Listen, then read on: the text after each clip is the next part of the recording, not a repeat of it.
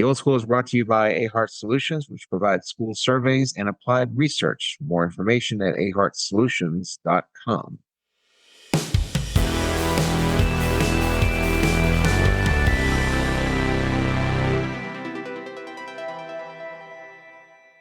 And good morning, I guess. Welcome to the Old School, a podcast about the American education system. Um, we do dabble in other things. We dabble in history, in culture, in travel. And to that effort, we introduce my good friend, Dr. Stephen Bourgeois. Good morning, sir. Good morning, good evening, wherever the hell you are. I sometimes need proof. You've sent some pictures of food, which could have been done in restaurants here. Uh, Good. you contrived a crowd scene that appeared to be a soccer match, um, but that wasn't really convincing either. So it looks like you're in a hotel room someplace, but I'm always a bit incredulous when you travel. I could be in Sheboygan right now. Yeah, it looks like Sheboygan artwork behind you. It doesn't speak well to hotel art in general that you would classify it as Sheboygan art. But So where are no, you? I am currently in Manchester, England, Oh, and this is the last night of our very short trip. We got here on Thursday morning, and we have spent most of our trip in Liverpool. But now we spend one last day in Manchester because we're flying out tomorrow. We go from Manchester to Heathrow, and then after a respectable layover, we go from Heathrow to Dallas. okay. And if I forget to pick you up, you'll be at Dallas Airport for quite a while. No, no, no. We'll find something else. Okay. Well, Well, we'll ask somebody. okay. I'm looking forward to it here, Miller. I'd prefer you show up. This Okay. is Yeah, I'm pretty good at that. Okay. So anyway, I'm looking at the map because my map making skills, I lost those in eighth grade. Um, but I'm just surprised that you didn't like take a day trip up to Edinburgh, go into Scotland or even Northern Ireland. Everything's like 5 minutes away there, isn't it? no.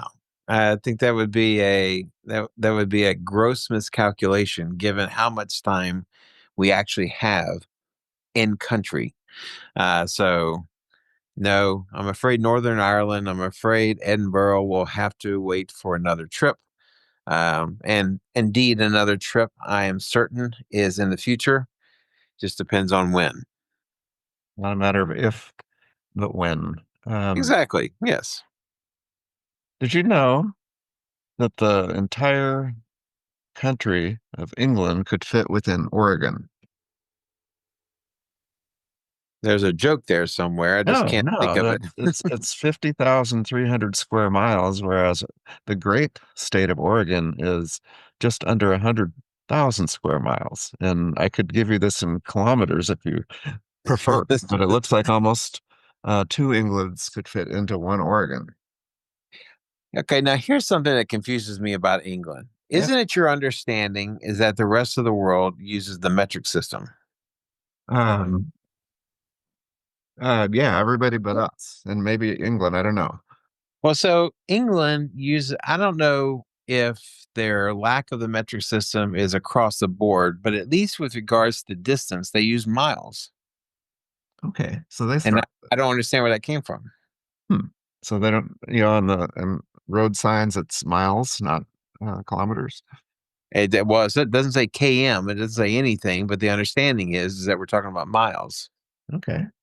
So there's a lot here to unpack about England. Yeah, a lot more than meets the eye.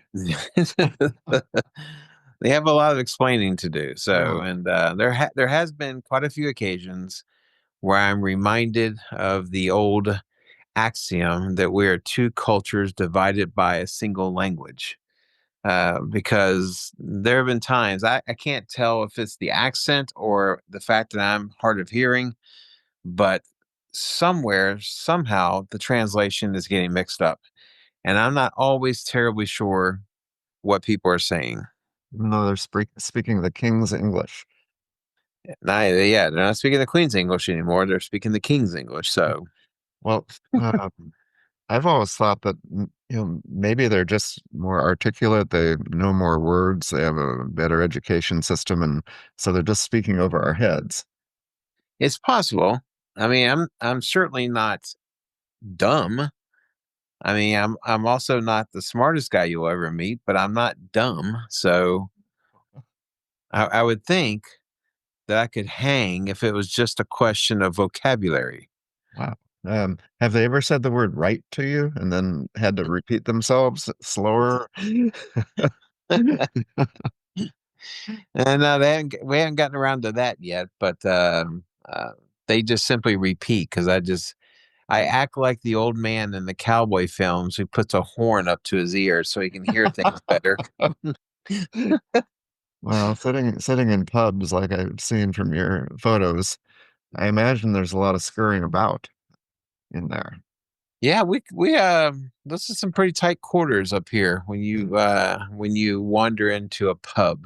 Hmm. And so we went to one last night that was started like in the 1730s. And then we saw one today in Manchester that claims, who knows if it's true, but it claims that it began in the 1500s. 1500s, that actual location? Yeah. But you don't believe them. Is that what you're saying? Not that I don't believe them. It's just that I wonder how many people take the time to fact check that. Yeah, well, I figure you would have done it on your fancy phone. Um, Trying to stay off the ding. So, so you took a picture of a beer and you're having a Stella Artois, a Stella, which is yes. Belgium, and you're drinking Belgian beer in England. What gives? Well, so the Stella Artois was one occasion, and then I had a German beer on a separate occasion. Yeah, I saw that. Like, what was it called? It's a famous beer. It's not I don't know. Bitburger, but it's something with a W in it. Yes, that sounds right. Yeah, I think Something with a W. it was Warsteiner. Something with a W in it. You had a I think Warsteiner that's and a Stella. So you're having German. Was this some type of a protest, or did you ever have beer from England? well, to be fair, my compadre, my buddy, picked the German beer for me. Oh, okay. And the Stella Artois, I just saw it on tap and I was like, I think I'll just go with that. And I didn't think to myself, this is a good opportunity to try English beers. You just didn't think that?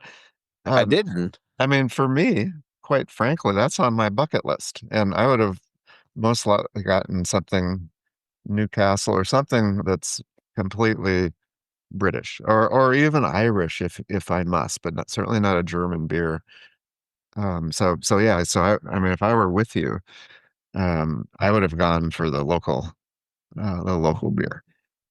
Well, and that's what happens when you don't go anywhere with a beer connoisseur. I simply missed the boat. It's okay. Now I still have a long layover in Heathrow, so I could still potentially work in a so this is your job. This is your task for the rest of the day today. Oh, Your task is to research what's the best English beer that they would sell at Heathrow, and then I'll get that. best English beer available at Heathrow Airport. Yeah, that can be your task, and then I will drink that, and then I will report on the next episode how good or how bad it was. Well, there's something at Heathrow Airport called London's Pride by Fuller, and Fuller is a good one. If you're in Terminal 2, you can find that. It's an ESB, which means extra special bitter. Crown Rivers is there and Big Smoke. And so I think the Fullers, and I've heard of Fullers, I would look for Fullers. Okay, I will look for Fuller's, and then I will report back. If it's smoky, I don't want a smoke beer. Uh, yeah, I wouldn't get the ESB. I mean, that's a bitter. and nobody likes bitter beer. At least I don't. But if you get something that's more malty but less hoppy and bitter, so ask the person for the least bitter version of Fuller's, and So that you're saying I should go up to the least bitter looking individual and ask them for a fuller? yeah, or don't they have like serving wenches there? You could is I'm sorry. What? well, I'm picturing you going into some bar from the the 16th century and going back in time.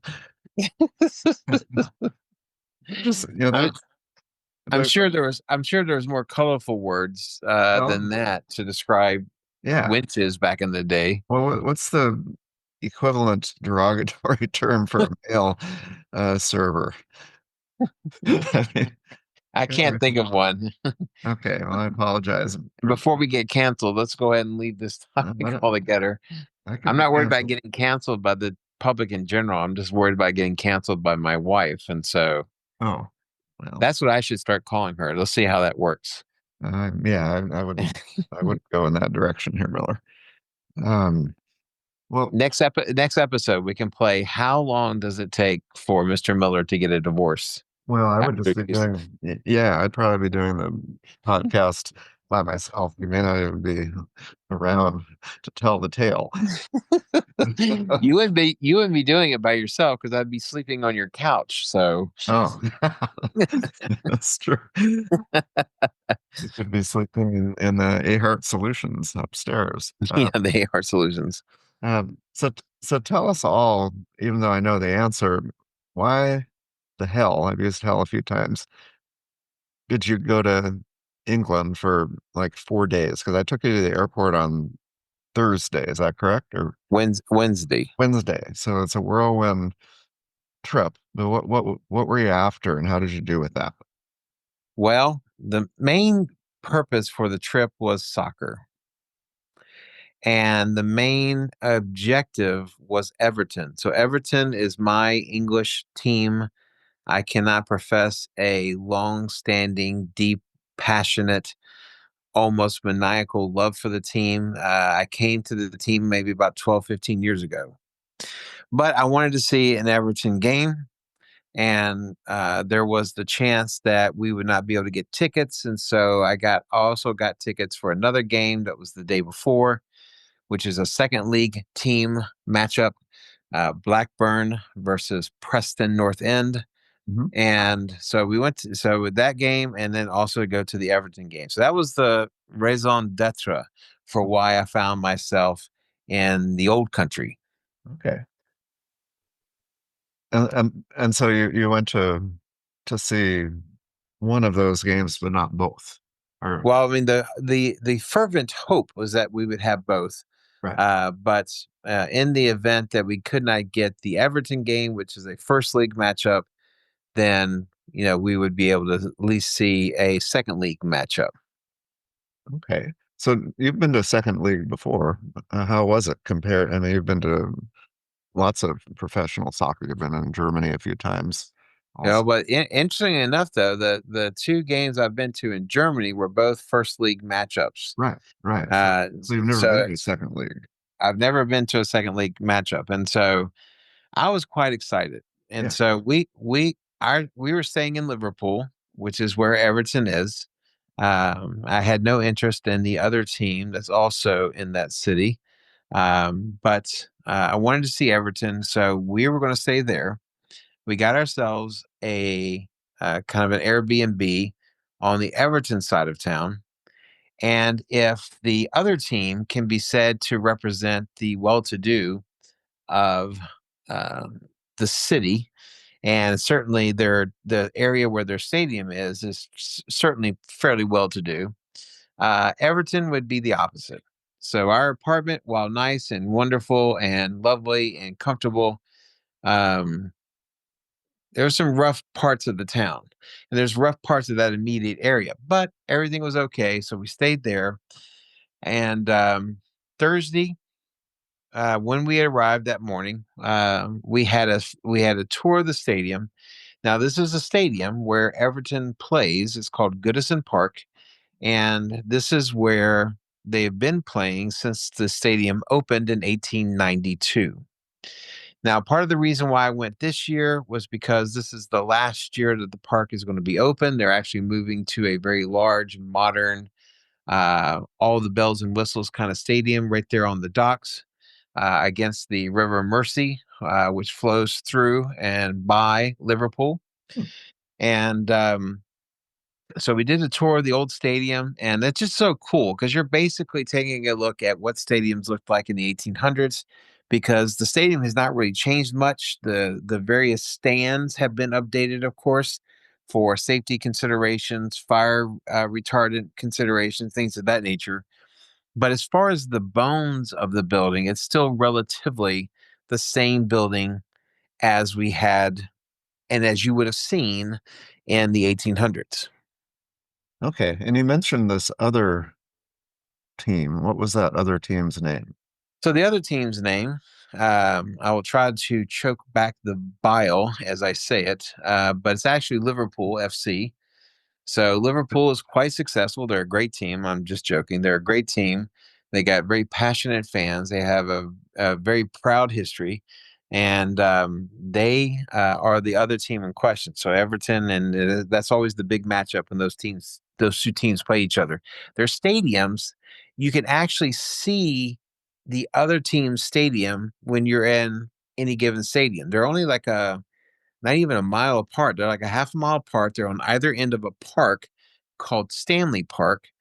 And actually, if you wanted to go from Goodison and walk over to Anfield, where Liverpool plays, you just walk through the park. And so, historically, from a neighborhood point of view, from a city point of view, these two teams um, are forever linked together. And so it makes it kind of sad on one end that the Everton team is moving. They're not actually moving that far, and you can actually still see both stadiums from the other when you're there. But so it will be some changes, but it was still cool to see the stadium and to kind of picture and imagine the history of it as you kind of walk through the halls. And so I know you didn't go to a match, is that what you call it, or a game? But are these fans cordial with each other historically and currently? Do they hang out and drink in the same pubs and shake hands after and pat each other in the back? I think it's one of the things where um, they are not terribly cordial as it relates to the game. Okay. But because Liverpool fans and Everton fans really do kind of intermix into the same neighborhoods and throughout the city, I think that there seems to be a fairly cordial, maybe a playful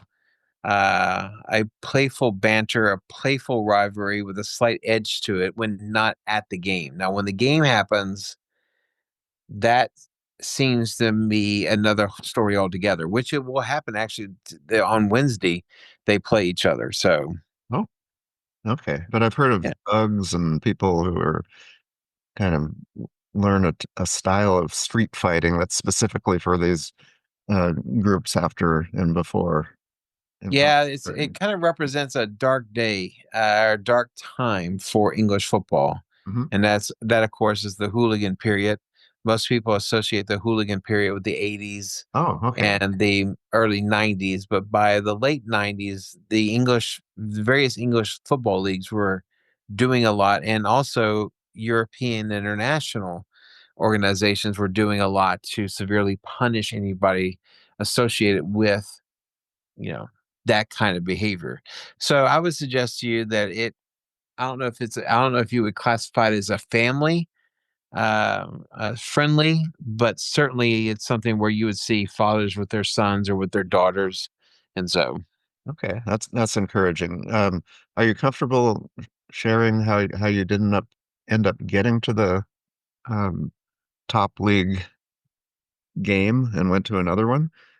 well, so the idea was always to, in preparation, if it happened that we were not able to get tickets to the top flight game, it was always the idea that we would try to get another game so that we could at least see one game.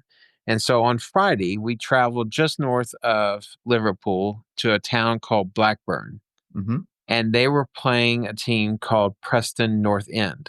Now, for those of you who are interested in sports and sports history, um, Preston North End has actually won two top flight championships, but they were in 1889 and 1890.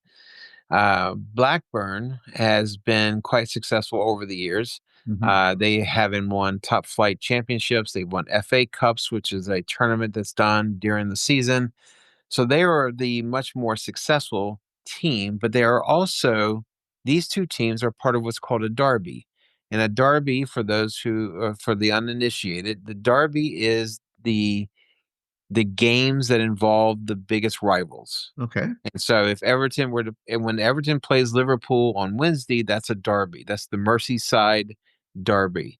And so Blackburn and Preston North End is their derby. So the the big thing that happened when we went to that game, we took the train from Liverpool to Blackburn, and it didn't dawn on me that there might be a potential problem because the train change we had to change trains in Preston. And it wasn't until we were underway that my friend and I realized, hold on a second. If we're changing trains in Preston, that likely means that we will be on the train for the rival fans going to that game. And so that train ride, and it took about 30 minutes to travel from Preston to Blackburn. First of all, it was about as packed to the gills of any train I've ever been on. And everybody was, they had been drinking. It seems like they had been drinking for the last 24 hours. Wow. And they were chanting and they were going through all the chants that were associated with the team's biggest supporters. And of course, many of their chants were slightly off colored. Many of their chants were directly pointed at Blackburn. And, it was just this chaotic, bacchanalian kind of atmosphere on this train. As I mean, you literally, you could not move. So you were stuck in a standing position. And so as soon as anyone finished a beer, they would just drop the can, they would raise their hand up in the air, and seemingly out of nowhere, a beer would show up and land in their hand, and they would continue drinking. I, I I don't know who plans this. I don't know how this is organized, but apparently they have figured it out. So there's never a time when they don't have a beer in hand. You're right. And they're chanting and they're banging on the side of the walls of the train to add the beat to the various chants that they do. And then we get to Blackburn, Well, first of and all, let me stop. That would have been terrifying. I mean, what was your vibe I mean, having claustrophobia and people chanting in was it a bus? It was a train. it's a train. Yeah, yeah. None of that. I mean, smashed like lemmings into tiny little metal boxes or whatever. How did that feel for you before you move on?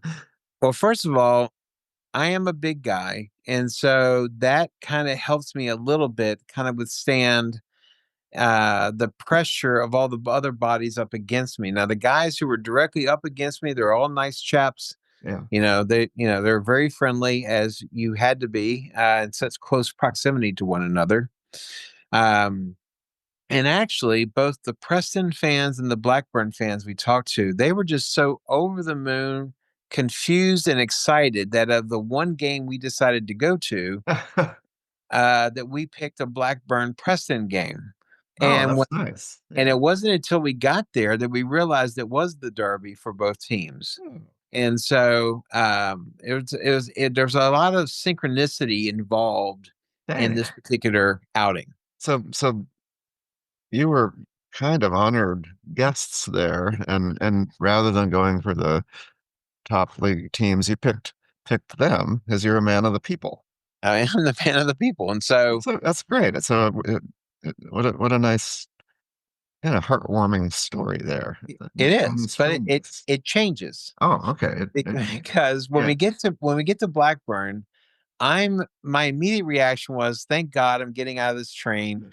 30 minutes was fun, but I've had enough. Yeah. So the doors open. I stumble out. And then I'm confronted with a line of cops.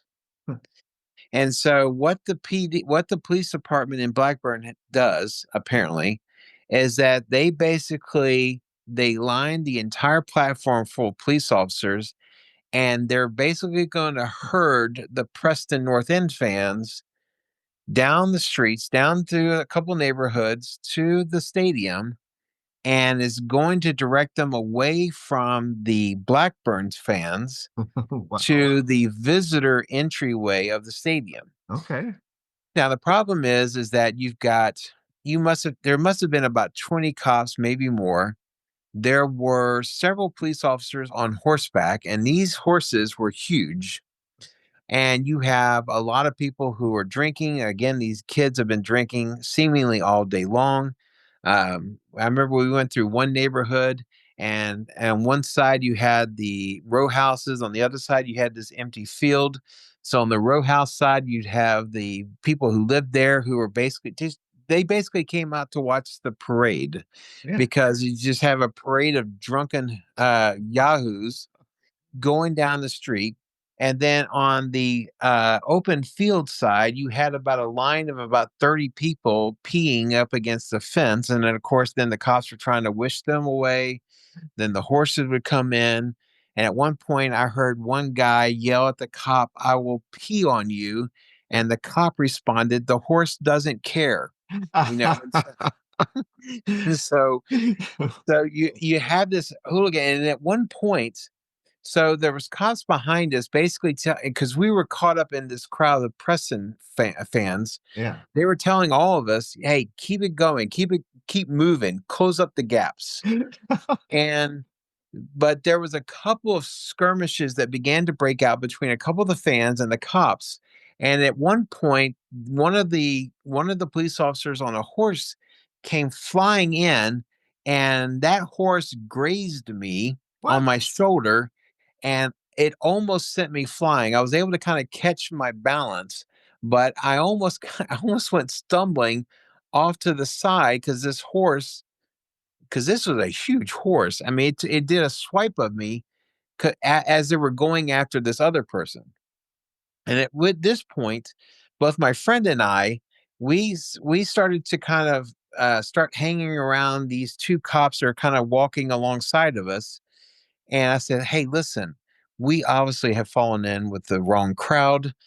We are not from this group. We're just visitors here. Is there any way we can get to the Blackburn side?" And so the one cop goes, "Yeah, yeah, yeah, yeah, yeah. As soon as we get there, I'm going to find you and I'm going to send you out to go to where you're supposed to go." I said, "Good." She goes, "But right now you got to stay here." I said, "Okay." And so, and then we go through this tunnel, which is the video I sent you. It just the noise and the chants and the power of the voices all together. And then you add a tunnel to it. It was a very exciting kind of a experience to have. Wow. And you were eventually seated with the Blackburn fans. Yeah, so as we got up to the park, Ewood Park is the home of the Blackburn Rovers, they're called. Overs? The cops said, "Yeah, go that way," and we took off and we went that way. And then we got in there, we got into the stadium. Everyone's very lovely. The Preston fans were lovely. They were drunker than Cooter Brown, but they were very lovely people. And then the Blackburn fans were very lovely. And we saw a pretty exciting game where the home team won 2-1. It was the final score. But we got there. My friend and I got a couple hot dogs, and these were first of all these were kind of almost foot long hot dogs, Yeah, I saw and that. they were on French bread. I mean, this was serious bread. This is not your Wonder Bread hot dog buns that you get at the ballpark. This was serious bread, and it only cost a few pounds. Wow. And did you put any condiments on it? Well, here's the thing: the mustard and the other condiments that I would never put on a hot dog was like in front of this very long line. I was like, you know what, screw it. I'll just eat it without the condiments. Okay. And so I just went sans condiments, and my wife was horrified because she thought the picture of the hot dog was obscene without condiments on it. So she said she could only imagine if she had been able to watch me eat the hot dog. But very tasty. Bread was tasty. The scene was great. I told you that Goodison Park, where Everton plays, has been around since 1892. Ewood Park has been around since 1882. It Wow. actually predates Everton Stadium by a decade. Well, it's good that you got to visit Everton Stadium. So you took pictures of that and actually saw it, stadium tour. We did the stadium tour, and then Saturday was going to be the Everton game. Right. Now we had ended up getting tickets for Everton on StubHub, and Stub, then stub, StubHub, yes, because this is the public service part of our podcast. Because I was hoping you'd get to this, but yes. remember that they're called Stub Hub. This is StubHub International, Oh, okay. and so we got two tickets for Everton for their game against Leicester City on Saturday, and so we got to the stadium about 2 hours before. In the first hour, we were just kind of walking around, enjoying the rather chaotic and at times rather jubilant and fair like atmosphere. We went around. We talked to some of the locals. There was this lady who was selling French fries covered in either brown gravy or curry sauce, Oh, selling it out of her living room, which was staring straight at the side of the stadium. The stadium is a little bit like, if you're baseball fans out there, uh-huh. this Goodison Park is a little bit like Wrigley in the fact that it sits right in the middle of a neighborhood. Okay. And so this lady is selling these fries out of her living room, Oh, which faces the park on the other side of the street. And those French fries were just amazing. My friend said it was some of the best curry sauce he's ever had. It was very tasty, a bit spicy, very warming because it's been freezing here in England for the past week or so. And then with about an hour left, it said, okay, it's time to go in. We go up to our, because in a lot of English and really a lot of European soccer stadiums, you have to go into certain entryways depending mhm. upon where your ticket is. Right. So we had to find our window first, and then we went in, presented our tickets, and it turns out that the tickets were fakes. Oh no. So how did that conversation go? Here's my tickets. These tickets are not good. Uh, I'm afraid you've been scammed. that was it. And that was it. And then you There was just no turned around. But well, there was a thing where there was an extreme outside chance that they had a couple of tickets available. oh, And so when I showed them my tickets and they said these tickets are fake, I said, "Do you have two seats?" They said, "We do not have two seats." And they asked me, and they said, "How much did you pay for these tickets?" And unfortunately, we spent more than probably we should have. And so it is a public service announcement of sorts that I've never had trouble with StubHub in the US. right. This is the first time I've done StubHub International. And at least in our case, it did not work out for us. Okay. And you have a theory about soccer particularly because they said you can only buy it from the soccer club. Is that just good business practice on their part? Well, I think it partly is, but the other part of it is extremely difficult to get into top flight. Well, it's extremely difficult for like common folks to get into top flight soccer matches because nearly every team, no matter what level you are, your primary focus is to sell your tickets to your fans, not sell tickets to yahoos coming in from Texas. Okay. And so they have a very strict policy. If you have, so for example, Goodison Park, where Everton plays, has about 40 some odd thousand seats. Probably not even that many, maybe close to like 34, 35. Every one of those seats are held by season ticket holders. Every single seat, Okay, just like Green Bay. just like Green Bay. But there's a catch here. And so even the bigger stadiums, it is completely filled with season ticket holders. I think so if it's a 35,000 seat stadium, then not only do they have 35,000 season ticket holders, they have another 30,000 that are on standby. Wow. And now they're about to move into a much larger stadium, so now a bunch of those will get a chance to finally own their tickets. But they tell their season ticket holders you are not allowed to sell your tickets in that kind of a setup with like StubHub. But the problem is the only thing that they offer for season ticket holders that they can't go to a game is to basically sell them in a secondary market that's ran by the club. Okay. And that prevents them from selling it for other than face value.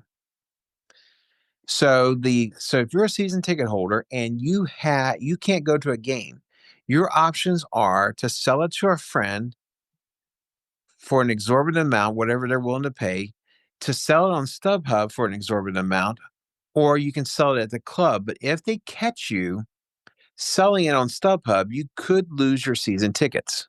Oh boy. So there's no way they would want to do that.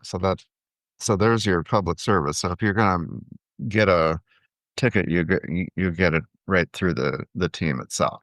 You get it through the team itself. Now, I will say that I can't believe that there are not season ticket holders that don't sell their tickets on StubHub. I think that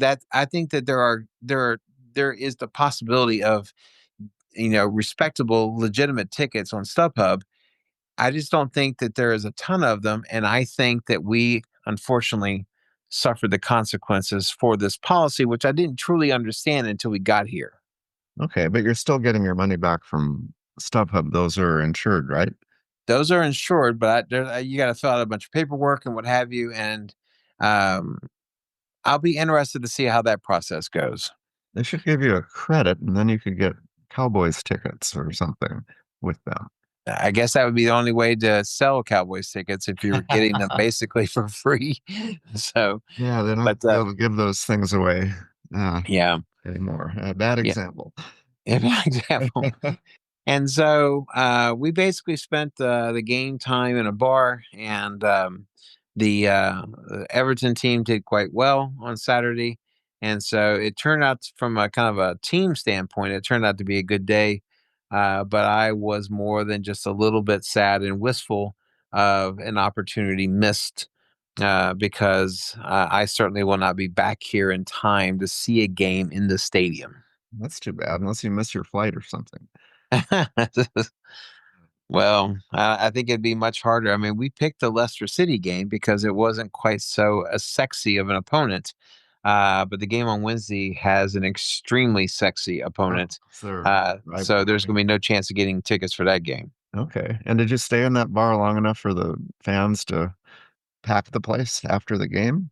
Yeah, but no, by the time the game was over, we were back in our apartment, but we are so close to the stadium that we could see the fans leaving coming down our street. Oh, And so, it's as a true fan of a sports team that I grew up with, I'm a bit envious of how stringent teams are in the English Premier League to ensure that people can't just turn around and sell their tickets to any Yahoo from anywhere, and the ordinary person in the neighborhood can't get in there. And so, from that point of view, when you see dads coming home with their sons or their daughters, it's hard to get too upset, because if you're a true sports fan, you get it, you understand it, and you can appreciate, you know, what's being done here. But as someone who just spent the money I just spent, then I just have a slightly different attitude at that moment. well, if you go to a Cowboys game, at least from watching on TV, you can hear say they play the Rams. You know, it feels like about 20 or 30% of the fans in that big 100,000 seat stadium are Rams fans. because And the yeah, English Premier Leagues, they have a visiting fans section. right. And it is strongly encouraged that you stay in that section, that you only get tickets for that section. But to get those tickets, you have to be a season ticket holder for your team. And so there's a lot of ways in which the owners work together to kind of make sure that as much as it is possible, that every ticket goes to a fan who lives in the neighborhood. Okay. Well, would you say that the fans are closer to Philadelphia Eagles fans who probably you probably wouldn't want to wear the colors of an opponent in that stadium either? A lot was made of Philadelphia Eagles fans when that young woman, I forget, I didn't see the video myself, but I heard about a visiting fan who just got taken over the coals by Eagles fans, Hmm. and she said she was shocked that it happened. I think it would take a nanosecond to figure out that that's what was going to happen. Now, it doesn't make it right that it happens, but it is what it is. Now, what my sense of it is from the English Football League viewpoint is that there's very little real hatred. I mean, there's certainly derbies here in Europe that can get pretty dangerous. But if there was a mingling of fan supporters in a single section, most visiting fans know to keep it down, Yeah. and so it's just a very different environment, a very different way of doing things compared to what is done in, say, Philadelphia. I mean, Philadelphia fans are horrible. They have been for decades. They're animals. It's the reason why Veterans Stadium, their former stadium, had a jail underneath it. I think it was like it was the first time. I don't know if it was the first stadium to have a jail at the bottom, but they had jails for all their Yahoo fans that they attract. And so, that's one thing altogether, but I don't Wow. know. Well, since you've seen both, can you compare British soccer to German, at least the experience from the fan standpoint? I think from the fan standpoint, the the German fans, the German fans have greater power, voting power, control power. They have more power over how their team is run compared to the English fans. Right now, the English fans are having a huge discussion, and that is the proliferation of American owners. Okay. And Look and like so ex-football players in the NFL who want to own a piece of a soccer team in England. or Hollywood stars, for Oh, instance. yeah. And so and I think for a lot of English fans, they have a love-hate relationship with this because on one hand, they love the money of rich American owners controlling their teams. And you think about Ryan Reynolds and Rob McElhenney, they took a team that was it was a non-league team. That means they were not part of the professional scale of soccer teams. Hmm. They have taken them from that to the third division. And they're on the verge, if they continue playing the way they are this year, of moving into the second division in as many years. And so the the impact that well-funded and well-organized owners can have on a team is palpable. But there was one American owner of an English Premier League, and like one of the first news conferences he had, he said, "Y'all really need playoffs here in the English Premier League." And almost universally, English fans are like, "That's the dumbest thing." I mean, you're so, it was a dumb thing for him to say, and it could have consequences. For And so being I think there's that love-hate relationship. They love the money and then what it could do to help their team become better. They don't like the influx of American sports values and what that could mean for the sport later on down the road if this continues. So, do you have any knowledge of, say, a British club, maybe in the second division or whatever you call it, hiring say, a American college football coach who comes over there?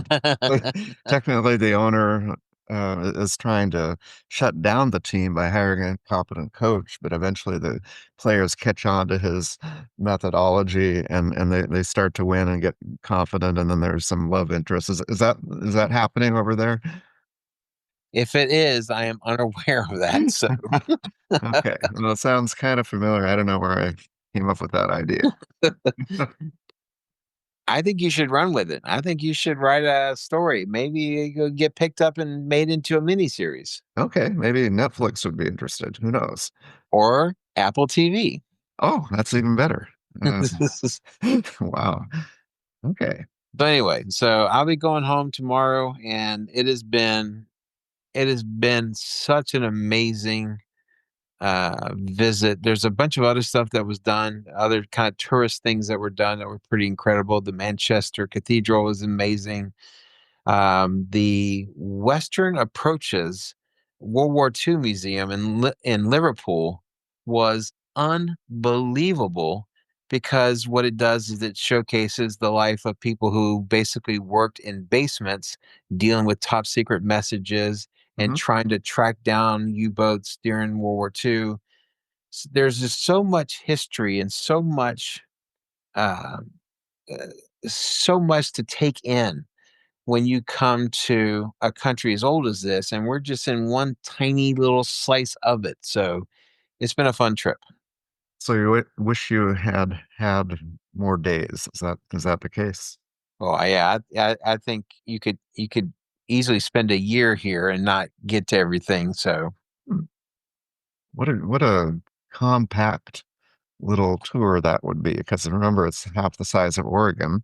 You get yes. down and go to all of these soccer matches and meet the locals, try the actual British beer, uh, all kinds of options. But yeah, what a wonderful place.